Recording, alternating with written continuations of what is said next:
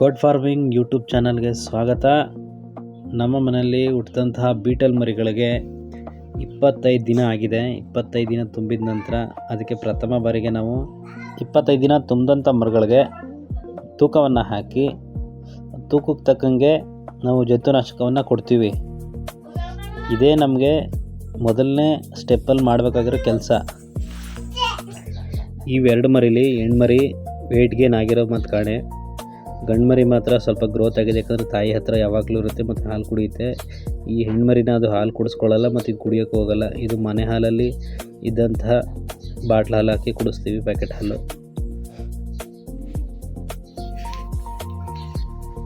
ನಮ್ಮ ಹೋತ್ ಮರಿನ ತೂಕ ಹಾಕ್ತಾ ಇದ್ದೀವಿ ನೋಡಿ. ತುಂಬ ಗ್ರೋತ್ ಆಗಿದೆ ಅಂತ ಅನ್ನಿಸ್ತಾ ಇದೆ. ಯಾಕಂದರೆ ಹುಟ್ಟಿದಾಗ ನಾನು 5 ದಿನ ಆದಮೇಲೆ ತೂಕ ಹಾಕಿದ್ದೆ. ಒಂದು 2 kg 900 ಗ್ರಾಮ್ ಇತ್ತು. ಇವಾಗ ಒಂದು ನಿಂತ್ಕೊಳ್ಳೋದೇ ಇಲ್ಲ, ಓಡಾಡ್ತೈತೆ, ಹಂಗೆ ಸುಮ್ಮನೆ ನಿಂತ್ಕೊಳ್ಳಲ್ಲ. ನಮ್ಮ ಗಂಡು ಮರಿ 25 ದಿನಕ್ಕೆ 3 kg ಗ್ರೋತ್ ಆಗಿದೆ, ಅಂದರೆ ಡಬಲ್ ಆಗಿದೆ. ನೀವು ನೋಡ್ತಾ ಇದ್ದೀರಿ, 6 kg 100 ಗ್ರಾಮ್ ಇದೆ. ಮತ್ತು ಇನ್ನೊಂದು ಹೆಣ್ಮರಿ ಇದೆ. ಇದೇನೋ ನನಗೇನು ಗ್ರೋತ್ ಆಗಿದೆ ಅಂತ ಅನ್ನಿಸ್ತಾ ಇಲ್ಲ. ಈ ಮರಿ ಜಾಸ್ತಿ ಏನು ಗ್ರೋತ್ ಆಗಿಲ್ಲ. ಹುಟ್ಟಿದಾಗ ಎಷ್ಟಿತ್ತು, ಒಂದು 3-4 ಡೇಸ್ ಆದಮೇಲೆ ಅಷ್ಟೇ ಇದೆ. ಇದಕ್ಕೂ ಕೂಡ ಜಂತುನಾಶಕವನ್ನು ಹಾಕಬೇಕು ಅಂದ್ಬಿಟ್ಟು ನಾನು ವಾರ್ವಿಕ್ ಕಂಪ್ನಿಲಿರುವಂಥ ಆಲ್ಬಮರ್ ಆರ್ ಆಲ್ಬಂಡೋಜ್ ಅಂತ ಕರಿತೀವಿ, ಅದನ್ನು ಹಾಕ್ತಾಯಿದ್ದೀನಿ ಫಸ್ಟ್ಗೆ. ನೆಕ್ಸ್ಟ್ ಹಾಕುವಾಗ ಕಂಪ್ನಿ ಚೇಂಜ್ ಮಾಡ್ತೀನಿ ಮತ್ತು ಅದರಲ್ಲಿರೋ ಬ್ರ್ಯಾಂಡನ್ನು ಕೂಡ ಚೇಂಜ್ ಮಾಡ್ತೀನಿ.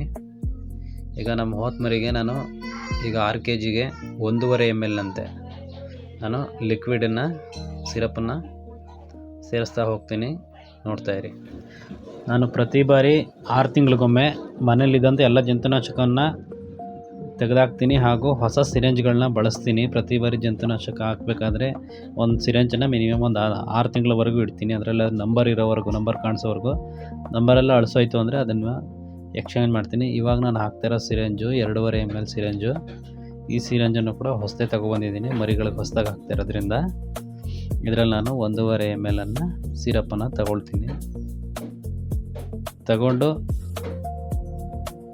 ಅದಕ್ಕೆ, ಯಾಕಂದರೆ ಅಳತೆಗೆ ತಕ್ಕಂಗೆ ಹಾಕಿದಾಗ ಅವಕ್ಕೆ ಯಾವುದೇ ರೀತಿಯಾಗಲಿ ಅದರ ಹೆಲ್ತ್ ಮೇಲೆ ಯಾವುದೇ ಪರಿಣಾಮ ಬೀರಲ್ಲ. ನಮ್ಮ ಮರಿಗೆ ಎಷ್ಟು ಕೊಡಬೇಕು ಅಂತ ಗೊತ್ತಿಲ್ಲದೆ ಸುಮ್ಮನೆ ನಮ್ಮ ಕಣ್ಣಳತೆಗೆ ನಾವು ಹಾಕಿದಾಗ ಓವರ್ ಡೋಸ್ ಆಗುವಂಥದ್ದು, ಅದಕ್ಕೆ ಆರೋಗ್ಯದ ಮೇಲೆ ಜಾಸ್ತಿ ಪರಿಣಾಮ ಬೀರ್ತದೆ. ಅದರಿಂದ ಇರೋ ಮರಿಗಳನ್ನ ನೀಟಾಗಿ ಉಳಿಸ್ಕೋಬೇಕು ಅನ್ನೋದು ನನ್ನ ಕೆಲಸ. ಅದಕ್ಕೆ ಏನೇ ಕೆಲಸ ಮಾಡೋದು ಸ್ವಲ್ಪ ಇವುಗಳಿಗೆ ವೈಜ್ಞಾನಿಕವಾಗಿ ಅಳತೆ ಪ್ರಮಾಣದಲ್ಲೇ ಮಾಡಬೇಕು ಅನ್ನೋದು ನನ್ನ ಕೆಲಸ. ನೋಡಿ, ಕೊಡ್ತಾಯಿದ್ದೀನಿ 1.5 ml. ನೆಕ್ಸ್ಟು ಇದಕ್ಕೆ ಇನ್ನು 25 ದಿನ ಆದಮೇಲೆ ಮತ್ತು ಬೇರೆ ಕಂಪ್ನಿ ಚೇಂಜ್ ಮಾಡ್ತೀನಿ. ಮತ್ತು ಅದಕ್ಕೆ ತೂಕಕ್ಕೆ ತಕ್ಕಂತೆ ನಾನು ಇದು ಇನ್ನೊಂದು ಹೆಣ್ಮರಿಗೆ ನಾನು ಹಾಕ್ತಾ ಇರೋದು ಬರೀ 3/4 ml. ಅರ್ಧನೇ ಅಂದ್ಕೊಳ್ಳಿ, 3/4 ಇಲ್ಲ. ಯಾಕಂದರೆ ಅದು ವೆಯ್ಟಿಗೆ ತಕ್ಕಂಗೆ ಅಷ್ಟೇ ಕೊಡಬೇಕು. ಈ ವಿಡಿಯೋ ಮಾಹಿತಿ ನಿಮಗೆ ಇಷ್ಟ ಆಯಿತು ಅಂದರೆ ಸಬ್ಸ್ಕ್ರೈಬ್ ಮಾಡಿ, ಲೈಕ್ ಮಾಡಿ ಹಾಗೂ ಶೇರ್ ಮಾಡಿ. ಹಾಗೂ ಇದೇ ರೀತಿ ವಿಡಿಯೋಗಳನ್ನ, ಉತ್ತಮ ಮಾಹಿತಿ ವಿಡಿಯೋಗಳನ್ನ ಬಿಡ್ತಾ ಇರ್ತೀನಿ. ಧನ್ಯವಾದಗಳು.